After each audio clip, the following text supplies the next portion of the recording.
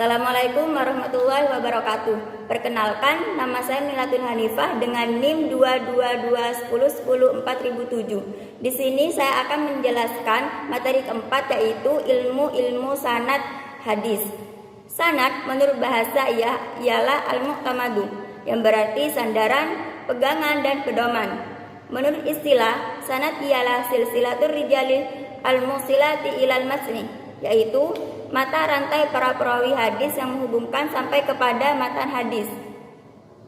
Hubungannya secara bermata rantai dan sandar menyandar dari si A ke B, dari B ke C, dan seterusnya disebut sanad.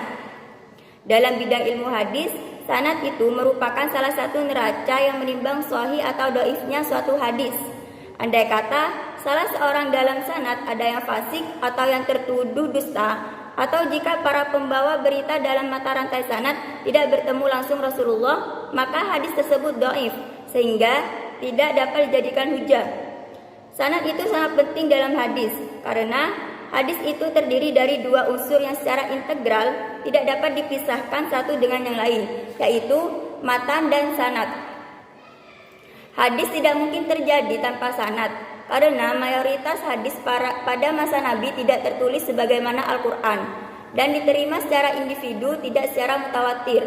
Hadis hanya disampaikan dan diriwayatkan secara ingat-ingatan dan hafalan para sahabat yang andal, di samping hiruk-pikuk para pemasuk hadis yang tidak bertanggung jawab. Oleh karena itu, tidak semua hadis dapat diterima oleh para ulama, kecuali telah memenuhi kriteria yang ditetapkan. Di antaranya disertai sanad yang dapat dipertanggungjawabkan kesahihannya. Saya Sri Rahmadani, NIM 22210104020 akan melanjutkan presentasi dari Mbak Mila. Yang pertama adalah ilmu sanad hadis. Ilmu sanad hadis ada ilmu rijal al-hadis. Secara bahasa, kata rijal berasal dari bahasa Arab, berarti laki-laki. Dalam konteks ini, kata rijal disadikan dengan hadis dengan maksud memberikan informasi atau pengetahuan tentang para perawi hadis. Tinjauan sahabat, sebagaimana pandangan jumhur ulama bahwa sahabat ialah man laqiya Rasulullah sallallahu alaihi wasallam mulaqatan urfiyatan fil hali hayati hala kaunihi muslimah wa mu'minan bih. Artinya yaitu orang yang bertemu Rasulullah sallallahu alaihi wasallam dengan pertemuan yang wajar sewaktu Rasulullah Shallallahu Alaihi Wasallam masih hidup dalam keadaan Islam dan iman. Pemaknaan di atas menggunakan istilah laqiyah yang artinya bertemu. Hal ini dinilai lebih tepat daripada memaknainya hanya dengan istilah melihat. Alasan lain kenapa istilah sahabat harus identik dengan bertemu dan bergaul bersama Rasulullah ialah mereka mendapatkan kesan di hati nurani tatkala bertemu langsung dengan Rasulullah, walaupun mereka tidak meriwayatkan hadis dari Rasulullah. Menurut Rahman, ada 5 standarisasi. Yang pertama yaitu adanya informasi yang berasal dari hadis khobar mutawatir, sebagaimana penetapan Khulafaur ar-Rasyidin. Yang kedua, adanya informasi yang berasal dari hadis khobar masyhur dan mustafid, sebagaimana penetapan kesahabatan Dlamam bin Sa'labah dan Ukasyah. Yang ketiga, adanya informasi yang diperoleh dari sahabat lainnya, sebagaimana sahabat yang wafat bernama Hamamah bin Hamamah ad-Dausi ditetapkan sebagai seorang sahabat atas informasi yang disampaikan oleh sahabat lain bernama Abu Musa al-Ash'ari. Yang keempat, adanya informasi dari seorang tabi'in yang memiliki derajat thiqah. Yang kelima, adanya pengakuan atas sahabat itu sendiri, tapi dalam kurun waktu maksimal 100 tahun setelah wafat Rasulullah. Berikut nama-nama sahabat yang banyak meriwayatkan hadis Rasulullah. Sahabat tersebut ialah yang pertama Abu Hurairah. Ia meriwayatkan sebanyak 5.374 hadis Rasulullah. Yang kedua Abdullah bin Umar bin Khattab radhiyallahu an. Ia meriwayatkan 2.630 hadis Rasulullah. Yang ketiga Anas bin Malik radhiyallahu an. Ia meriwayatkan 2.286 hadis Rasulullah. Yang keempat yaitu Aisyah binti Abi Bakar As-Siddiq Ummul Mukminin radhiyallahu an. Ia meriwayatkan 2210 hadis Rasulullah. Yang kelima adalah Abdullah bin Abbas bin Abdul Muthalib radhiyallahu an. Ia meriwayatkan 1660 hadis Rasulullah. Yang keenam Jabir bin Abdullah al-Ansari radhiyallahu an. Ia meriwayatkan 1540 hadis Rasulullah. Yang ketujuh ada Abu Sa'id al-Khudri radhiyallahu an. Ia meriwayatkan 1170 hadis Rasulullah. Tinjauan tabi'in. Berdasarkan pandangan tokoh-tokoh ahli hadis seperti Ibnu Hibban al-Iraqi menyepakati bahwa tabi'in ialah orang-orang yang bertemu dan berjumpa dengan seorang sahabat atau lebih. Dan tabi'in sendiri memiliki tingkatan-tingkatan sebagaimana Hakam An-Nasyaburi menyampaikan bahwa ada 15 tingkatan tabi'in, diantaranya ialah: yang pertama, para tabi'in yang berjumpa dengan Anas bin Malik dan mereka dari ahli Basrah. Yang kedua, para tabi'in yang bertemu dengan Abdullah bin Abi Aufa dan mereka dari ahli Kufah. Yang ketiga, para tabi'in yang berjumpa dengan Sa'id bin Yazid dan mereka dari ahli Madinah. Yang keempat, para tabi'in yang bertemu dengan Abdullah bin Haris bin Juzi dan mereka dari ahli Mesir. Dan yang kelima, para tabi'in yang berjumpa dengan Umamah al-Bahili dan mereka dari ahli Syam. Perkenalkan, nama saya Najwa Candika Hudin Ain, NIM 22110104448. Di sini saya akan menjelaskan tentang ilmu tarikh arwah. Yang pertama yaitu pengertian ilmu tarikh arwah.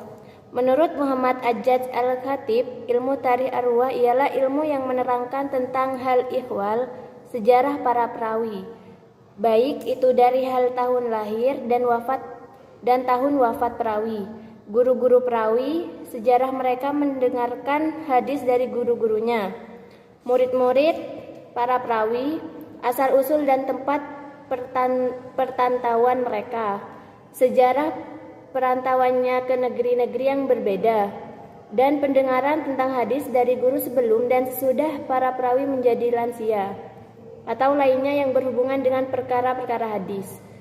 Dan di sini saya akan menyebutkan macam-macam kitab tarikh arwah, yaitu pertama kitab At-Tabaqat Al-Kubra, yang kedua kitab Tarikh Al-Kabir, yang ketiga kitab Tahzibut Tahzib, yang keempat kitab Tarikh Naisaburi, yang kelima kitab Al-Mushtabihu fi Asma'ir Rijal, yang keenam kitab Nazhatu Al-Babi fi Al-Qobi, yang ketujuh kitab Al-Ansabi. Nama saya Fitratul Faizah Rahman, NIM 22110-450. Di sini saya akan menjelaskan tentang ilmu jar wa ta'dil.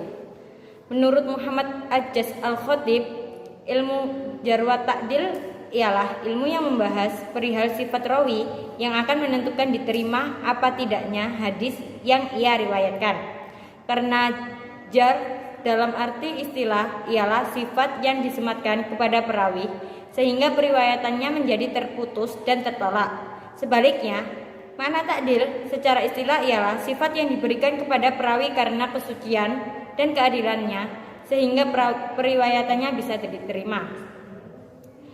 Syarat-syarat untuk bisa memberikan penilaian terhadap keadilan dan kecacatan seorang perawi ialah harus memiliki ilmu yang luas, bersikap warok, bertakwa dan jujur, dan tidak memiliki sifat fanatisme terhadap suatu golongan, dan memahami sebab-sebab untuk menilai keadilan dan kecacatan para perawi.